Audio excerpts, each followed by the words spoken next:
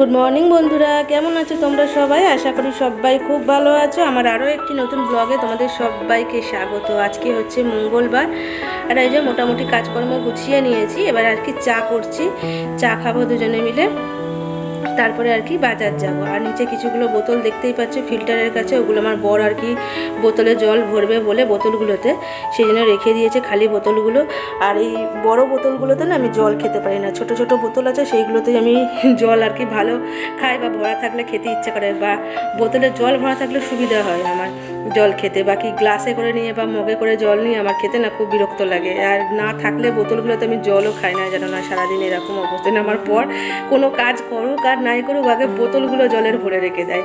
তো যাই হোক, সেইটাই আর কি করছে। আর আমি এই যে চাটা বসিয়ে দিলাম, দিয়ে নিয়ে আর কি বিছানাটা তুলে নেবো। এই বিছানাটা তুলতেই খালি বাকি আছে, তারপর তো ঘর দুয়ার ঝাঁটপাট দিয়ে পরিষ্কার করবো। তো চাটা করতে করতে আমার এগুলো আর কি হয়ে যাবে ঝটপট করে কমপ্লিট। বাকি বাসন কোসন ধোয়াধুয়ি এগুলো সব হয়ে গেছে আর কি, বাইরে জল দিয়ে আসা সব হয়ে গেছে।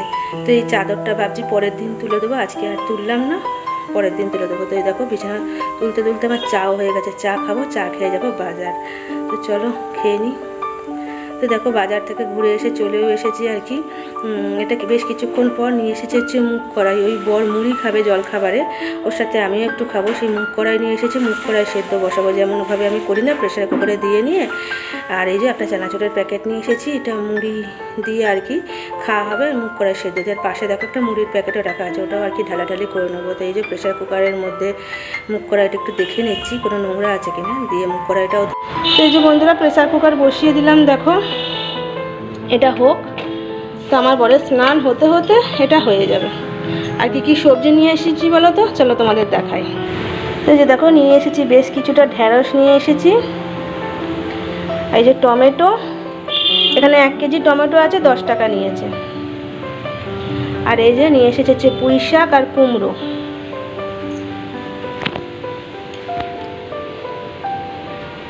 আর নিয়ে এসেছি একটা হচ্ছে কলমি শাকের আটি। এই কলমি শাক খেতে আমার বর খুব ভালোবাসে। তো এই যে সবজির মধ্যে দেখো এইগুলো নিয়ে এসেছি। তো এই যে আর নিয়ে এসেছি হচ্ছে মাছ, মাছটা জলে দিয়ে রেখে দিয়েছি, এটা আর কি ধুয়ে পরিষ্কার করে নুন হলুদ মাখাবো, এবার আর কি সিটি পড়বে।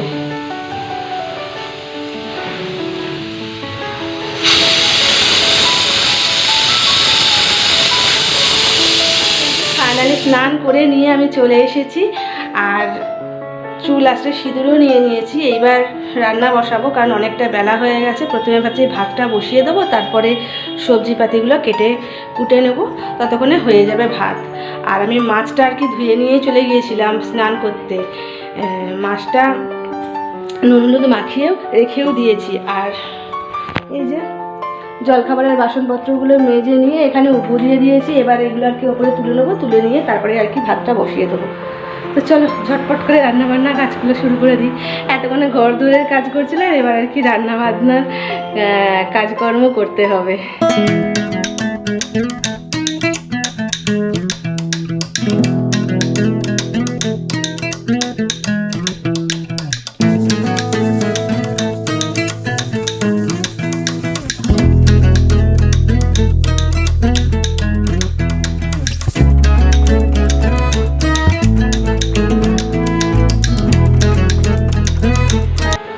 তো এই যে বন্ধুরা এখানে কুমড়ো কেটে নিয়েছি, একটু বড় বড় করে টুকরো করে করে আর কি কেটেছি। আর এদিকে আলু কেটে নিয়েছি, আর এদিকে পুঁই শাকটাও কেটে নিয়েছি। তো পুঁই শাকের আমি সব আর কি ডাঁটা দিইনি, ডাঁটাগুলো বেশ কিছুটা ফেলে দিয়েছি, শুধু পাতা পাতা দেখে নিয়েই আর কি দিয়েছি, কারণ হচ্ছে ডাঁটা আমার বর খেতে খোঁজে না, সেই জন্য। এই দেখো ডাঁটাগুলো ফেলে দিয়েছি। চলো এই যে কড়াইয়ে তেল দিয়ে দিয়েছি, ফার্স্টে আর কি কুমড়োটাকে ভাজবো। আর এই যে এদিকে কুমড়োর তরকারির জন্য মশলা করে নেবো আর কি। এখানে আছে হচ্ছে টমেটো আর বেশ কিছুটা আর কি আদা আছে, আর হ্যাঁ কাঁচা লঙ্কা দিয়েছি, ব্যাস এটাই আর কি কুমড়োর তরকারির মশলা করব। তো চলো এটা করে নিই। তো এই যে বন্ধুরা দেখো তেলটা গরম হয়ে গেছে, তেলে একটু আর কি হলুদ গুঁড়ো দিয়ে আমি কুমড়োগুলো ছেড়ে দিচ্ছি। তো কুমড়োটা প্রথমে ভাজা করে তুলে নেব, তারপরে আর কি আলু আর মশলা দিয়ে কষবো। এইভাবে কুমড়ো রান্না করলে, কুমড়ো পুঁই শাক আর আলু দিয়ে এইভাবে রান্না করলে আমার বর না আর কি খেতে ভালোবাসে। আগেও কুমড়োটা কিছুতেই খেতে চাইতো না, তো যবে থেকে এরমভাবে রান্না করি তবে থেকে আমার বর না কুমড়োটা হলে ভালোভাবে আর কি দেখেছি তৃপ্তি করে ভাতটা খায়। তো আর একটু কাঁচা লঙ্কা হলে ভালো হতো, কিন্তু কাঁচা লঙ্কাটা অল্প থাকার দরুন না যতটুকু ছিল ততটুকু দিয়ে এই যে মশলাটা পেস্ট করলাম। তোমাদের তো দেখালামই, আদা, টমেটো আর কাঁচা লঙ্কা এর মধ্যে পেস্ট করে। আমার কুমড়োগুলো লাল লাল করে ভাজা হয়ে গেছে, এগুলোকে আবার আর কি আমি বাটিতে তুলে নেব।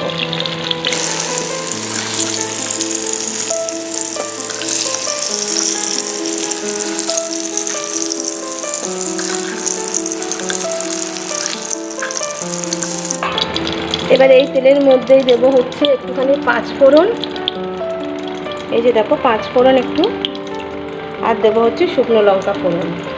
মাঝখান থেকে আর কি ভেঙে দিলাম, নাহলে ফাটবে তো গরম তেলে, সেই জন্য। তো এই ফোড়নটা একটু ভাজা ভাজা করে নিয়ে এবার আর কি আমি এই আলুগুলো আর কি দিয়ে দেবো। এই যে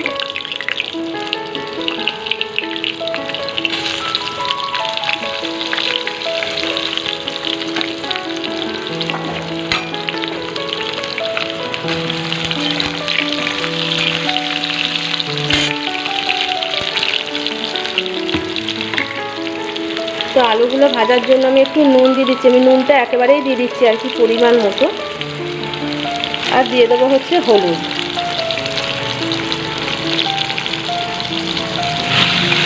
তো নুন আর হলুদ দিয়ে আলুটা একটু লাল লাল করে ভাজি, তারপরে আর কি দেবো হচ্ছে পেস্ট মশলাটা দিয়ে নিয়ে আর কি কষবো। তো চলো আলুটা ভাজা হোক, তারপরে আসছি। তো এই যে বন্ধুরা দেখো আমার আলুটা লাল লাল করে প্রায় ভাজা হয়ে গেছে। এই পর্যায়ে আমি দিয়ে দেবো হচ্ছে এই আর কি পেস্ট মশলাটা।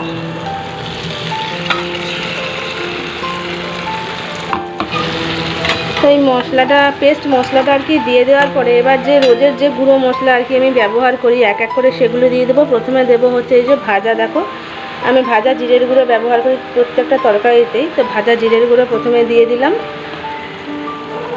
পরিমাণ মতো, আর ভাজা হচ্ছে ধনে গুঁড়ো, এটাও আমি ভাজাই ব্যবহার করি, আর পরিমাণ মতো লঙ্কা গুঁড়ো। যেহেতু কাঁচা লঙ্কাটা কম আজকে দিয়েছি, কাঁচা লঙ্কাটা যদি বেশি পরিমাণ মতো দিই তাহলে আমি আর গুঁড়ো লঙ্কা ব্যবহার করি না। যেহেতু কাঁচা লঙ্কাটা কম আছে আজকে, তাই জন্য আর কি আমি গুঁড়ো লঙ্কাটা ব্যবহার করলাম। আর দেবো হচ্ছে অল্প একটু মিষ্টি। তো মিষ্টিটা আমি এখন অ্যাড করবো না, নামাবার আগে আর কি পরিমাণ মতন আমি মিষ্টি দিয়ে তারপরে নামাবো। তো চলো এটাকে ভালো করে কষে নিয়ে তারপরে শাকটা দিয়ে দেবো। এই যে দেখো আমার শাক আর আলুটা ভালো মতো আর কি মজে গেছে, আর আলুটাও আর কি নরমও হয়ে গেছে। এই পর্যায়ে আমি দিয়ে দেবো হচ্ছে এই কুমড়োগুলো, যে ভাজা কুমড়োগুলো রেখেছিলাম না, এই কুমড়োগুলো হচ্ছে দিয়ে দেবো।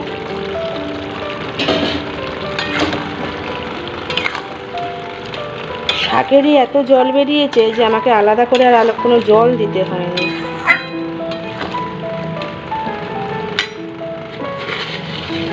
এইবার দিয়ে দেবো হচ্ছে মিষ্টিটা।